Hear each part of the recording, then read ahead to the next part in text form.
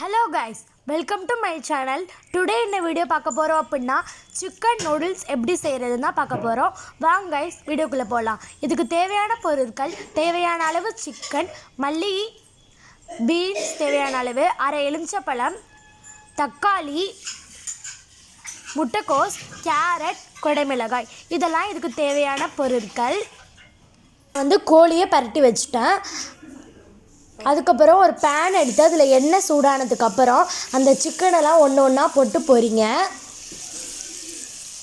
நீங்கள் அதை மசாலா போட்டு ஒரு 1 hour நல்லா ஊற விடுங்க. அப்போ தான் நல்லா டேஸ்ட் நல்லாயிருக்கும்.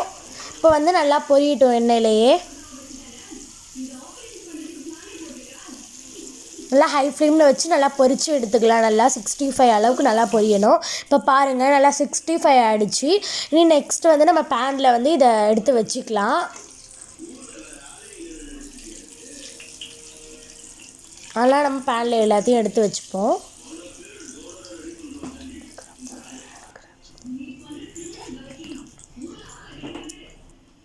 ஓகே கைஸ், இப்போ அந்த நூடுல்ஸ் எல்லாத்தையும் நம்ம வேக வைக்க போகிறோம். அதுக்கு நூடுல்ஸ் தேவையான அளவு இதில் போட்டுட்டு தண்ணி அதை ஊற்றிக்கணுங்க. தண்ணி ஊற்றிட்டு அதில் தேவையான அளவு உப்பு நம்ம இப்போ போட போகிறோம். தேவையான அளவு உப்பு போட்டுட்டோம். இப்போது உப்பு உங்களுக்கு தேவையான அளவு போட்டு நல்லா கொதிச்சதுக்கு அப்புறம் அதை வடிகட்டி நம்ம எடுத்து வச்சுக்கலாம். வடிகட்டின உடனே பச்சை தண்ணி எடுத்து அது மேலே ஊற்றி விடணும். ஏன் நம்ம ஊற்றுறோம் அப்படின்னா அது நூடுல்ஸ் ஒன்றோட ஒன்று ஒட்டிடும். தண்ணி ஊற்றுறது மூலயமா நூடுல்ஸ் ஒட்டாது. அதனால் நம்ம ஊற்றி அதை அப்படியே தனியாக எடுத்து வச்சுப்போம். அதுக்கப்புறம் ஒரு பெரிய பேன் எடுத்துகிட்டு அதில் 1 or 2 or 3 ஸ்பூன் உங்களுக்கு எவ்வளோ ஆயில் வேணுமோ அதை நீங்கள் அதுக்குள்ளே சேர்த்துக்கோங்க. ஆயில் சேர்த்து ஆயில் நல்லா ஹீட் ஆகட்டும். இப்போ பாருங்கள் ஆயில் நல்லா ஹீட் ஆகிடுச்சு. இப்போ அதில் நம்ம இஞ்சி பூண்டு பேஸ்ட்டு 1 ஸ்பூன் சேர்த்துக்கோங்க. அதுக்கப்புறம் வெங்காயம், அது கூட வெங்காயம் கொஞ்சோன்னு ஆட் பண்ணிக்கோங்க. ஒரு வெங்காயம் போதும், இல்லை உங்களுக்கு எவ்வளோ வேணுமோ சேர்த்துக்கலாம். ஒரு வெங்காயம் போட்டு நல்லா வதக்கிக்கோங்க. நல்லா ஹை ஃப்ளேமில் வச்சுக்கோங்க. இப்போ தக்காளியும் உங்களுக்கு எவ்வளோ வேணுமோ அவ்வளோ ஆட் பண்ணிக்கோங்க. ஒரு தக்காளி போடலாம். அப்புறம் முட்டைக்கோஸ் ஒரு பிடி எடுத்து போட்டுக்கோங்க. அதுக்கப்புறம் பீன்ஸ் ஒரு 5 or 10 பீன்ஸ் அரிஞ்சு வச்சுருக்கோம், அதை போட்டுக்கோங்க. அதுக்கப்புறம் கொடைமிளகாய், அப்புறம் கேரட், இது எல்லாத்தையும் போட்டு நல்லா கிண்டி விட்டு வதக்கி எடுத்துக்கோங்க. இதுக்கு நம்ம தண்ணி ஊற்ற வேண்டியதில்லை, ஏன்னா எண்ணெயிலே அது நல்லா வெந்துடும். அதனால் இப்போ நம்ம சால்ட் அது கூட சேர்த்துக்கலாம். சால்ட் இது கூட தேவையான அளவு நீங்கள் போட்டுக்கோங்க.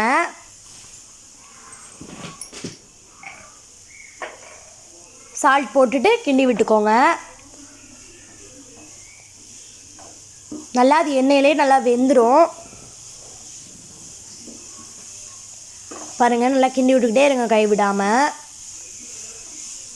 ஹை ஃப்ளேமில் வச்சுக்கோங்க. சரி ஓகே கைஸ், இப்போ கொஞ்சம் லைட்டாக பார்ப்போம்.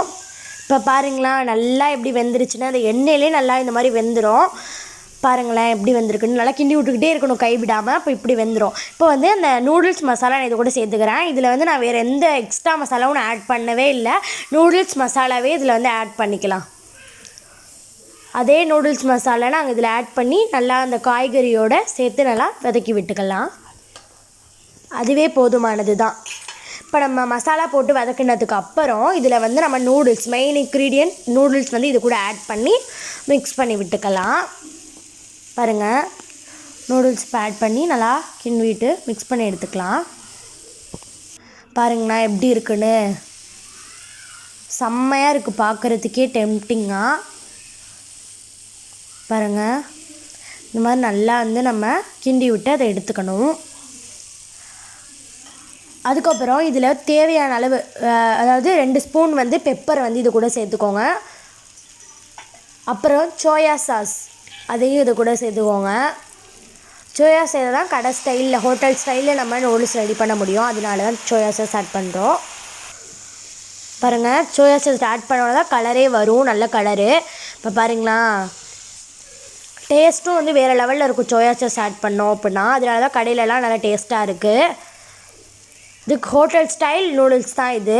இப்போ வந்து சிக்கன் நம்ம போட்டுட்டு இதை நம்ம சர்வ் பண்ணோன்னா வேறு லெவலில் இருக்கும். மல்லி கொஞ்சமாக இதில் வந்து லெமனும் ஒரு அரை லெமனை வந்து இதில் புழிஞ்சு விட்டோன்னா நல்லா புளிப்பு சுவையோட சூப்பராக இருக்கும்.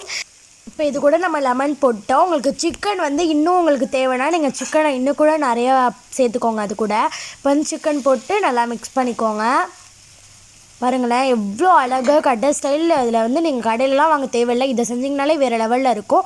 நெக்ஸ்ட்டு மல்லிக்கீரை தூவி நம்ம சர்வ் பண்ணால் சூப்பராக இருக்கும். இந்த வீடியோ உங்களுக்கு பிடிச்சிருந்துச்சுன்னா லைக் பண்ணுங்கள், கமெண்ட் பண்ணுங்கள், ஷேர் பண்ணுங்கள். முக்கியமாக சப்ஸ்கிரைப் பண்ணிக்கோங்க. தேங்க்ஸ் ஃபார் வாட்சிங்.